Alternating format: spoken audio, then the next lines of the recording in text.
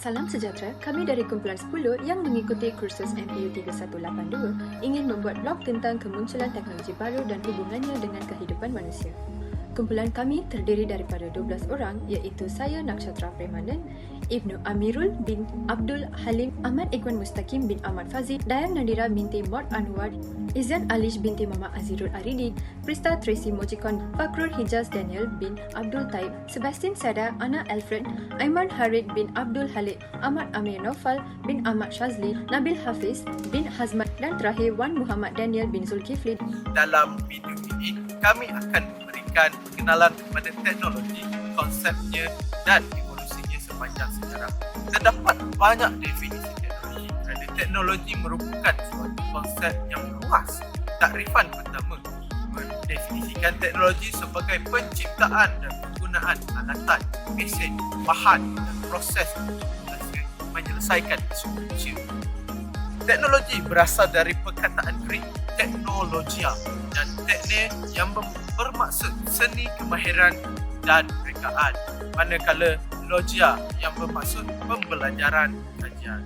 Saya akan menghuraikan pengenalan hubung kait antara manusia dan juga teknologi. Manusia telah berinteraksi dengan alat dan teknologi sejak zaman dahulu lagi. Namun, dalam era moden ini, perkembangan teknologi telah mengalami perubahan yang agak signifikan. Terdapat pelbagai inovasi dan penciptaan teknologi kompleks yang telah mempengaruhi perkembangan teknologi yang maju dan membawa dunia ke era baharu. Perkembangan teknologi yang pesat ini memiliki natijah besar dan telah mengubah kehidupan manusia di seantero dunia. Hubungan antara manusia dengan teknologi dikatakan sangat rapat. Hal ini demikian kerana teknologi memberikan banyak manfaat, terutamanya dalam bidang teknologi maklumat dan komunikasi. Apakah itu metodologi? Metodologi adalah pendekatan atau kaedah yang digunakan dalam penelitian atau kajian untuk mencapai tujuan tertentu. Kepentingan metodologi dalam penulisan adalah untuk membantu menentukan pendekatan atau kaedah yang akan digunakan dalam penelitian dan penulisan. Dalam konteks penulisan mengenai kemunculan teknologi baru, metodologi akan membantu kita untuk memperoleh wawasan yang mendalam tentang perubahan teknologi dan impaknya pada kehidupan kita sehari-harian. Apabila kita bercakap tentang bentuk kajian, terdapat dua bentuk kajian utama, iaitu berbentuk kualitatif dan berbentuk kuantitatif. Kajian berbentuk kuantitatif adalah menerusi eksperimentasi ataupun tinjauan, manakala kajian berbentuk kualitatif seperti yang telah kami pilih untuk diguna pakai dalam kajian kami adalah menerusi pemahaman yang mendalam mengenai sebuah masalah. Penyelidikan yang menggunakan kaedah kualitatif ini akan membenarkan kita untuk mempunyai pemahaman yang mendalam mengenai sesebuah isu. Pengumpulan data yang menggunakan bahan ilmiah dan juga analisis dokumen pula akan memberikan kita kejituan dan ketepatan data yang amat tinggi.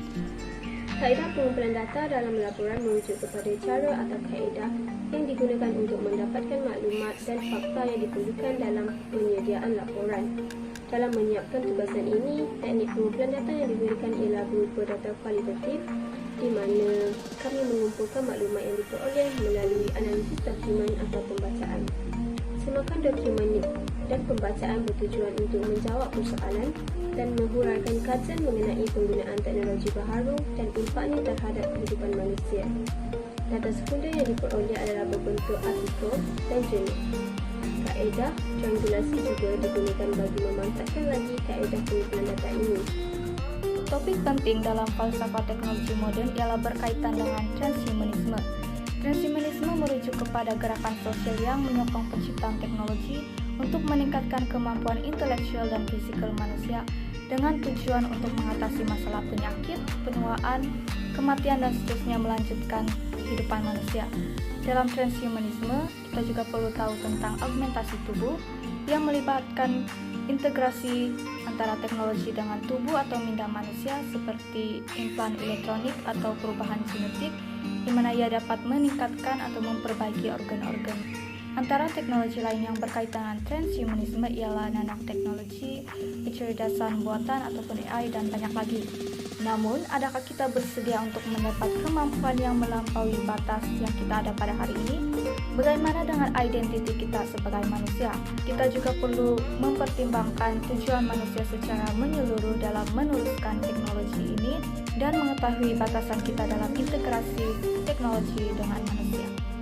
Dalam era kemajuan dan teknologi kini, isu moral dan sosial yang berkaitan dengan penggunaan teknologi semakin penting. Falsafah teknologi khususnya dalam konteks humanisme membentuk pandangan yang adil dan memberi kemanusiaan terhadap perkembangan teknologi.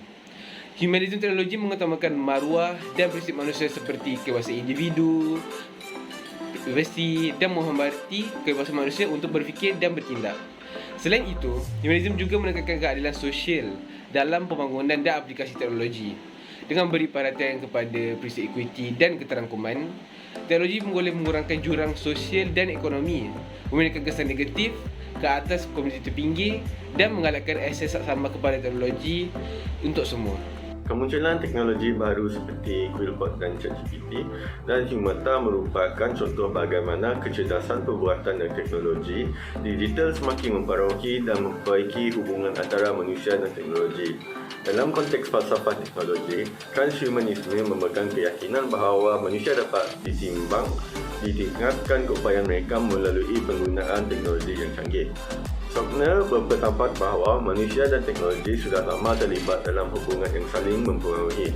Dalam konteks Quillbot dan ChatGPT, kecerdasan perbuatan kemungkinan manusia untuk meningkatkan kemampuan mereka dalam berkomunikasi dan memahami bahasa melalui memproses data digital yang kompleks. Dengan memanfaatkan algoritma dan pembelajaran mesin, manusia dapat menghasilkan hasil tulisan yang lebih baik dan memperluaskan kemampuan komunikasi mereka. Saya akan menerangkan tentang peranan teknologi dalam kehidupan manusia. Saya akan memberikan gambaran ringkas tentang sumbangan teknologi dalam kemajuan manusia. Mari kita mulakan. Teknologi telah memberikan sumbangan yang signifikan terhadap kemajuan manusia. Melalui akses internet, teknologi meningkatkan kecerdasan dan kemahiran kognitif manusia. Penggunaan teknologi membantu meningkatkan tumpuan, pemprosesan maklumat dan keupayaan untuk menyelesaikan masalah. Selain itu, teknologi juga mempengaruhi identiti individu melalui media sosial dan platform komunikasi. Teknologi boleh membolehkan individu untuk memperluaskan diri dan membina identiti digital yang unik. Teknologi juga meningkatkan kemampuan kerja manusia. Dengan adanya teknologi, manusia dapat bekerja dengan lebih efisien dan produktif.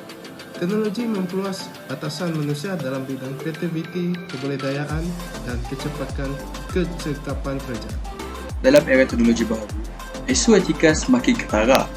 Teknologi seperti kecerdasan buatan dan pelarasan mesra manusia mencetus perdebatan yang meluas. Melalui perbualan ini, orang ramai boleh memahami dan mengendali isu etika dengan lebih matang. Teknologi dan media sosial menyediakan platform untuk pandangan yang berbeza. Berbagai pandangan dapat dilihat agar kefahaman yang lebih menyeluruh dapat dicapai. Teknologi juga membantu memahami isu etika. Algoritma dan penggunaan teknologi, pemantauan sistem kawalan boleh memastikan pematuhan etika. Dengan garis panduan dan teknologi ini, orang ramai boleh mengelakkan konflik dan menggunakan teknologi secara beretika.